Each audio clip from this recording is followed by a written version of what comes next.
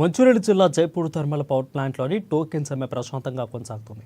Power ప్లాంట్లో సమస్యలను వెంటనే పరిష్కరించాలని డిమాండ్ చేస్తూ హెచ్ఎంఎస్ నాయకులు ధర్నా నిర్వహించారు. ఇక గత రాత్రి షిఫ్టులో పనిచేస్తున్న కార్మికులను బయటకు రాకుండా సిఐఎస్ఎఫ్ సిబ్బంది అడ్డుకున్నారని ఆగ్రహం వ్యక్తం చేశారు హెచ్ఎంఎస్ నేతలు.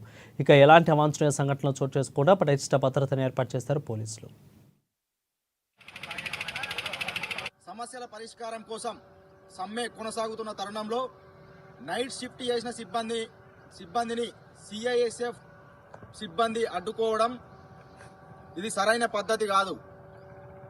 మీరు దయచేసి గేట్లు ఓపెన్ చేసి వాళ్ళని బయటికి పంపించాల్సిందిగా మేము కోరుతున్నాము. కార్మికుల యొక్క సహనాన్ని మీరు పరీక్షించకండి.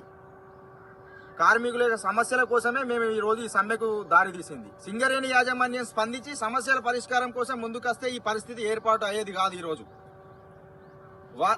జనరల్ షిఫ్ట్ సిబ్బంది రావాలి, ఏ షిఫ్ట్ సిబ్బంది రావాలి అని అనడం కూడా ఇది